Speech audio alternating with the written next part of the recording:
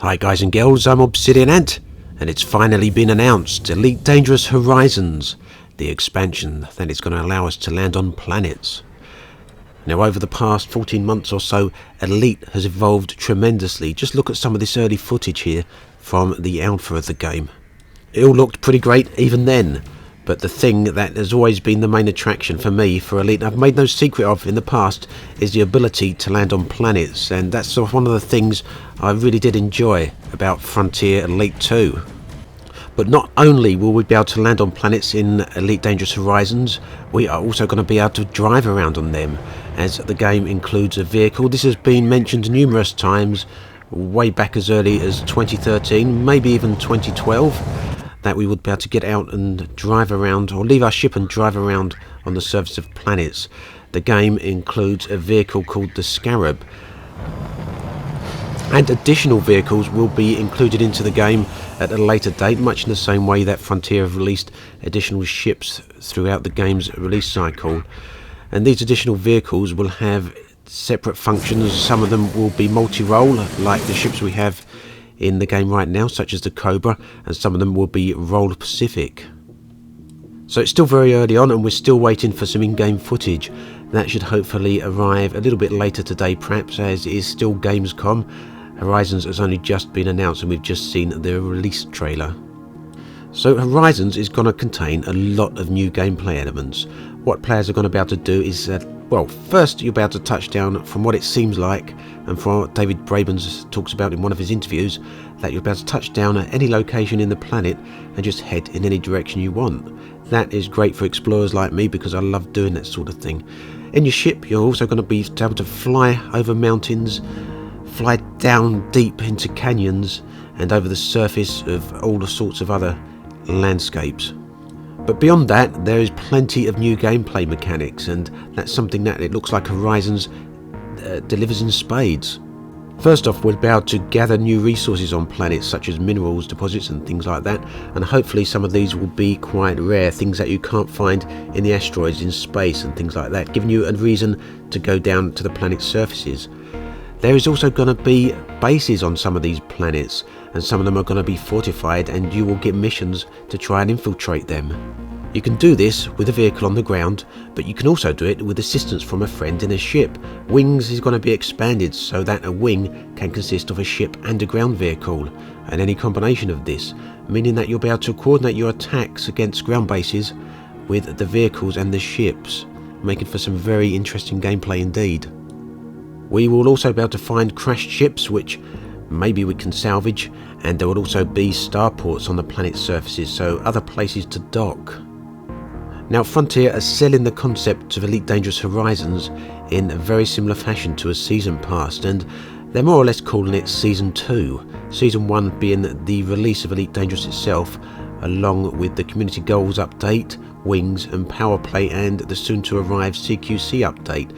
That comprised the first year of releases and was included with the first price of the game. Elite Dangerous Horizons is going to be Season 2, and that means a new purchase price for the game. This is £30 for the people who already own Elite Dangerous. You need to pay £30 to get the expansion, or you can pay £40 and get Elite Dangerous with all the previous editions, plus all the upcoming content for Elite Dangerous Horizons. There are also a couple of other options for purchase. One of them is the Elite Dangerous Horizons Beta, which costs £50 and will get you into the game before the game's release, but there's no information yet as to when the beta will start. Also, it's likely that the people who already have beta and alpha access from the early days will also be getting straight into the beta for Elite Dangerous Horizons. One of the other options to purchase is something that many of us did back in the pre-release days. We had the ability to buy a lifetime expansion pass, which gave us access to all of the future updates to Elite without any further payments. That has been brought back. It's a little bit more expensive now than what we paid originally back during pre-release, and that's going to cost £130. But that said, that should include 10 years worth of updates to the game, so if they're all £30 a time, that could represent quite a savings if you're willing to spend that out. We've also been told about the first update to Horizons, which is going to come in 2016, and this will contain a new loot system as well as an entirely new crafting system, something a lot of people have been asking for in Elite, which we don't currently have, and I think this will add a tremendous depth to the game. Now, the initial release of Horizons is only going to allow us to land on rocky, airless planets or airless moons. The other planets will arrive at a later date. This has always been something that Frontier have been very clear upon. They want to expand the game a little bit at a time and make it very worthwhile. And of course, that means we can quite reasonably assume that when we can get onto planets with atmospheres, for example, such as high metal content planets with atmospheres, we will have new gameplay mechanics to go along with it.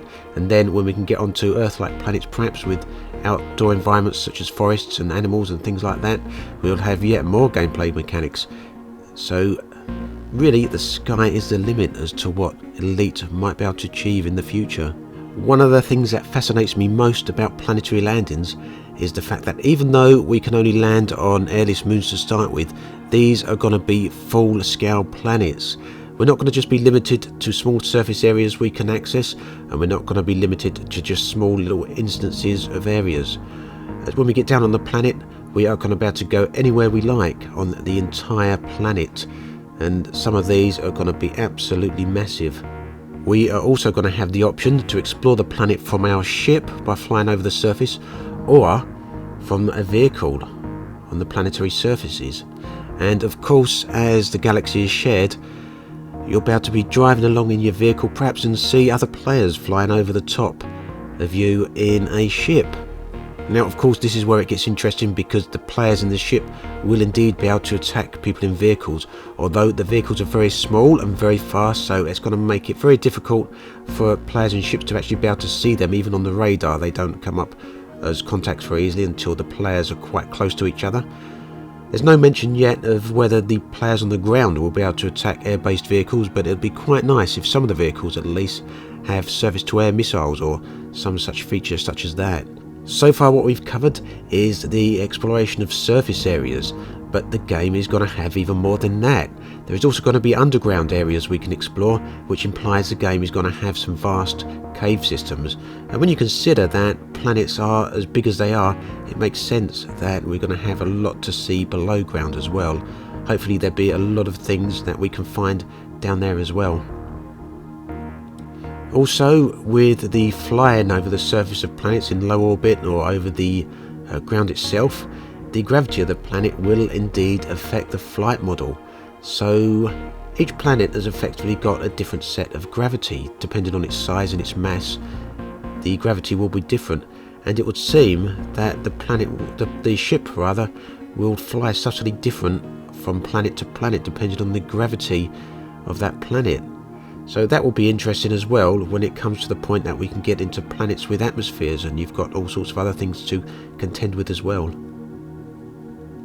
And one other thing to note that's perhaps very important to those that won't want the expansion for some reason is that we will all be sharing the same galaxy still. Those with or without Horizons will still share the same galaxy, and even if you don't get Horizons, we will still be getting plenty of new updates to the game.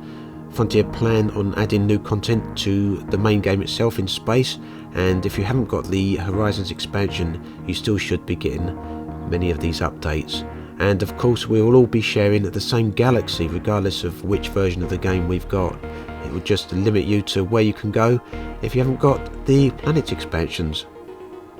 Another thing that's also worth mentioning is that existing players will be getting free access to a Cobra Mark IV, which, well, the Cobra is one of my favourite ships, so seeing a new improved version of that will be quite nice. So right now I'm really pleased. This is a thing I've been most looking forward to since Elite was first announced back in 2012. Can't wait. The release of Elite Dangerous Horizons is scheduled for the holiday of 2015, which means we should get it around about December time, with hopefully the beta starting sometime in November. We'll have to wait and see on that count. Anyway, there we go. Elite Dangerous Horizons, the ability to land on planets. As always, thanks for watching, and I'll catch you guys and girls next time.